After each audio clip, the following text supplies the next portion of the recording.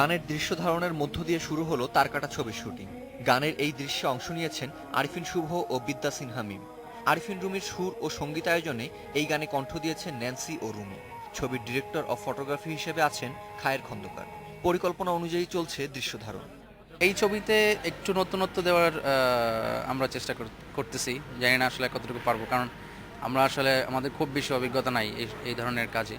আমরা এটাতে একটু বিএফএক্স, যেটা পোস্ট প্রোডাকশনের কাজ, বিএফএক্সটাকে অনেক বেশি ইউজ করার চেষ্টা করতেছি।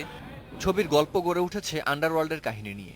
অন্ধকার জগতের ডন চরিত্রে অভিনয় করছেন আরিফিন শুভ, কিন্তু চারিত্রিক বৈশিষ্ট্যের কারণে এই ডন কোনো সন্ত্রাস বা চাঁদাবাজির সাথে জড়িত নয়।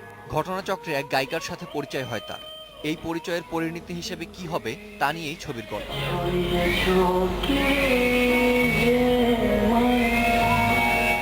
মোস্তফা কামাল রাজ তার চতুর্থ এই ছবিটি টানা ১.৫ মাসের শুটিংয়ে শেষ করবেন বলে জানিয়েছেন। প্রজাপতি ছবির মতো এই ছবিটিও দর্শকদের প্রেক্ষাগৃহে যেতে উদ্বুদ্ধ করবে বলে আশা করছেন পরিচালক।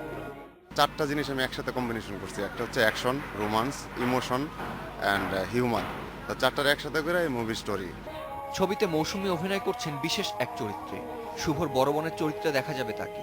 ছবিতে আরও অভিনয় করছেন ডক্টর এজাজ, ফারুক আহমেদ, সোহেল খান, হাসান মাসুদ, আহমেদ শরীফ সহ আরও অনেকে। ছবির গানগুলো লিখেছেন কবির বকুল, জাহিদ আকবর, মাহমুদ মঞ্জুর, অনুরূপ আইচ, জনি হক এবং রুমি নিজেই। পিংপং এন্টারটেইনমেন্ট প্রযোজিত ছবিটি এবছরই দেশে এবং দেশের বাইরে মুক্তি দেওয়ার পরিকল্পনা আছে পরিচালক ও প্রযোজক।